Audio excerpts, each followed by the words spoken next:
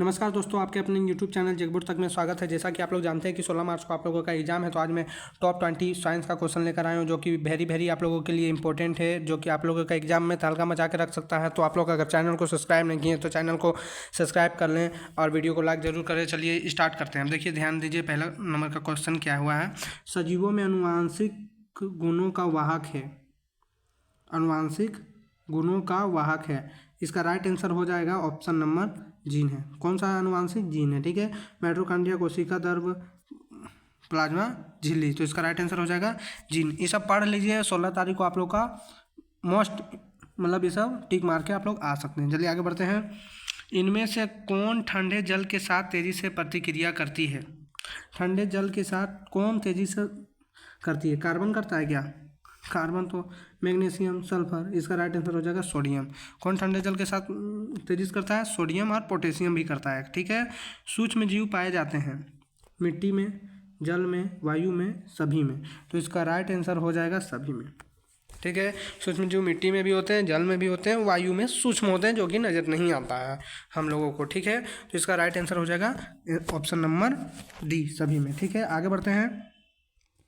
Nitrogen का वायुमंडल से मिट्टी, रुकिए एक सेकेंड, क्वेश्चन नंबर 4।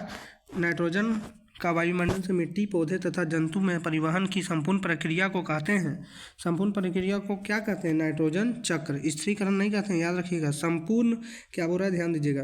फिर से देखिए, जंतु में परिवहन की संपूर्ण प्रक्रिया को, जंतु में परिवहन की संपूर्ण प्रक्रिया को नाइट्रोजन चक्र कहते हैं। ठीक है, ध्यान दीजिए, याद रखिएगा। ठीक है, आगे बढ़ते हैं। विद्युत धारा की सहायता से किसी धातु के सतह पर इच्छित धातु का परत निक्षेपित करने की प्रक्रिया को क्या कहते हैं? तो इसका राइट आंसर हो जाएगा ऑप्शन नंबर सी, विद्युत लेपन। ध्यान दीजिएगा, विद्युत धारा की सहायता से किसी धातु की सतह पर इच्छित धातु की परत निक्षेपित करने की प्रक्रिया को क्या कहते हैं? विद्युत लेपन। ठीक है, आगे बढ़ते हैं। जन्म लेने वाले शिशु के लिंग निर्धारण के लिए जिम्मेवार कोशिका की संरचना को कहते हैं। कोशिका की संरचना को कहते हैं जो निर्धारण में जिम्मेवार होते हैं। ठीक है, जो जन्म लेने वाले शिशु का लिंग। ठीक है, इसका राइट आंसर हो जाएगा गुणसूत्र। गुणसूत्र होता है। कोशिका द्रव्य नहीं होगा, केंद्रक भी नहीं होगा, प्लाज्मा झिल्ली भी नहीं होगा। राइट आंसर हो जाएगा गुणसूत्र। ठीक है, आगे बढ़ते हैं। लिखा हुआ है आगे में, रुक जाइए एक सेकेंड। देखिए 7 नंबर में, 7 नंबर में क्या दिया हुआ है, ध्यान से देखिए। ठीक है, ये है क्वेश्चन। ठीक है, पढ़िएगा। ऊपर दिए गए चित्र में एक ईंट को 3 विभिन्न तरह के टेबल पर रखा गया है। ईंट द्वारा टेबल पर लगाया गया दाब होगा ए की स्थिति में सबसे अधिक, बी की स्थिति में सबसे अधिक, या सी की स्थिति में सबसे अधिक, या तीनों स्थितियों में बराबर। देखिए ध्यान दीजिए, कौन सा ईंट में सबसे ज़्यादा भार होगा। ठीक है, ये बोल रहा है कौन सा स्थिति में सबसे अधिक दाब लगेगा। तो इसका राइट आंसर हो जाएगा, ध्यान दीजिए, कौन सी स्थिति में लगेगा। आपको समझना पड़ेगा कौन सी स्थिति में लगेगा। अगर जो बच्चे इनको जानते हैं कि ये तीनों में से जान रहे हैं कि सबसे ज़्यादा कौन स्थिति में लगेगा, तो उसको कमेंट कर लीजिए कि हमको पता था पहले से। ठीक है, कमेंट कर लीजिएगा। ध्यान दीजिए, कौन सी स्थिति में ऐसे रखेंगे तो ये तो सब जगह लग रहा है इतना दूर से, तो ये थोड़ा कम लगेगा। ठीक है, अगर ऐसे रखा हुआ है, चरखुट टाइप में रखा हुआ है यहाँ पे, ये वाला अगर रखा हुआ है तो ये भी भार ज़्यादा दाब नहीं लगेगा। सबसे ज़्यादा दाब लगेगा तो ये लगेगा, इससे रखा हुआ है, इससे। ठीक है, तो राइट आंसर क्या हो जाएगा? Option number A, option number A हो जाएगा। ठीक है, आगे बढ़ते हैं। गलत कथन को चुनिए। जंगल में आग लगने का कारण?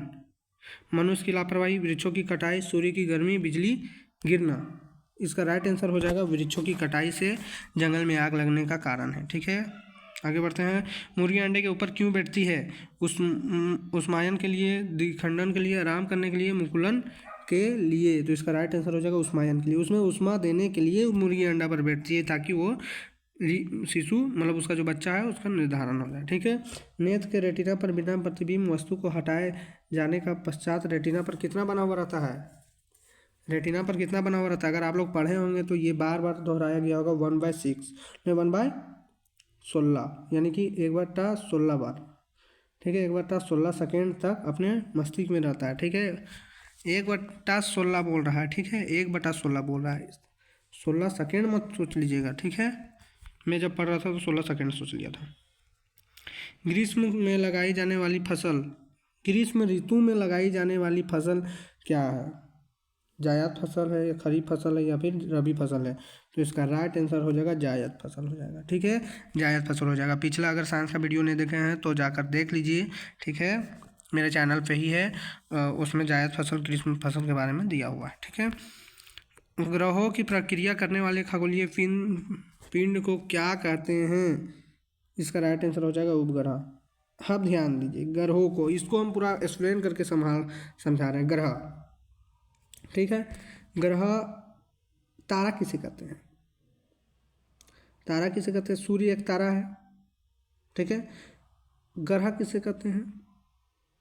ग्रह किसे कहते हैं? ग्रह उसे कहते हैं जो तारा का परिक्रमा करता है। जैसे पृथ्वी सूर्य का परिक्रमा कर रहा है तो ग्रह है। अब पृथ्वी कर रहा है तो पृथ्वी जो कर रहा है, पृथ्वी का भी एक उपग्रह है जो कि परिक्रमा कर रहा है। तो वही पूछ रहा है, ग्रहों की परिक्रमा करने के लिए खगोलीय पिंड को क्या कहते हैं? उपग्रह, ठीक है, उपग्रह कहते हैं। ध्यान दीजिएगा। मौसम की भविष्यवाणी दूरसंचार तथा सुदूर संवेदन में उपयोग किया जाता है। ऑप्शन नंबर कृत्रिम उपग्रह, ठीक है।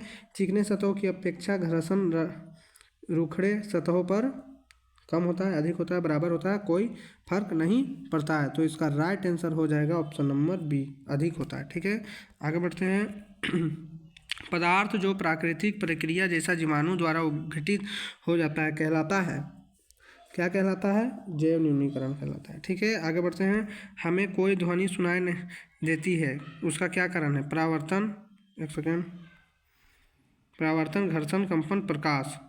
हम लोग कई ध्वनि सुनाई मिलता है तो उसका क्या कारण है? ध्वनि हम लोग को सुनाई मिलता है तो उसका क्या कारण है? परावर्तन के, घर्षण के, कंपन के, प्रकाश। इसका राइट आंसर हो जाएगा कंपन के। क्योंकि हम लोग बोलते हैं किसी से टकराता है कोई, जैसे दीवार है या कुछ है, उसका टकराने के बाद आके हम लोग के कानों में आती है, ठीक है। तो समझ में आ गया होगा। विद्यालयों या भवनों के ऊपर त्रिशूल आकार की धातु की पट्टी लगाई जाती है सुंदरता के लिए, विद्युत विसर्जन के बचने के लिए, मजबूता, प्रकाश अवशोषित करने के लिए। तो इसका राइट आंसर होगा विद्युत विसर्जन से बचने के लिए, जो त्वरित चालक लगाया जाता है उसको, ठीक है, त्रिशूल जैसा रहता है, उसी को बोल रहा है ये बच्चा लोग को, ठीक है। जल को प्रदूषित करने का वाले पदार्थ कहलाते हैं चूसक, चूरन, प्रचूसक, प्रदूषक। इसका राइट आंसर हो जाएगा प्रदूषक। कभी तो ये सब चूसक, चूरन, प्रचूसक ये सब सुने नहीं है, प्रदूषण है, प्रदूषक सुने होंगे, ठीक है। आगे बढ़ते हैं। वनोन्मूलन का स्थायी हल क्या है? वनोन्मूलन का स्थायी हल क्या है? इसका राइट आंसर हो जाएगा पुनर्वन रोपण, ठीक है। आगे बढ़ते हैं। वाहनों के लिए सबसे कम प्रदूषक ईंधन कौन सा है? पेट्रोल, डीजल, संपीड़ित प्राकृतिक गैस या फिर कोयला? इसका राइट आंसर हो जाएगा संपीड़ित प्राकृतिक गैस, वाहनों के लिए, ठीक है। ये सब प्रदूषण ज़्यादा करता है, कोयला भी ज़्यादा करता है, प्राकृतिक गैस कम करता है। तो इस प्रकार वीडियो समाप्त हुआ। अगर वीडियो पसंद आए तो वीडियो को लाइक कीजिए और जाके चैनल में बहुत सारा मैथ का है, मैथ का जाके वीडियो देखिए, ठीक है। जय हिंद, जय भारत।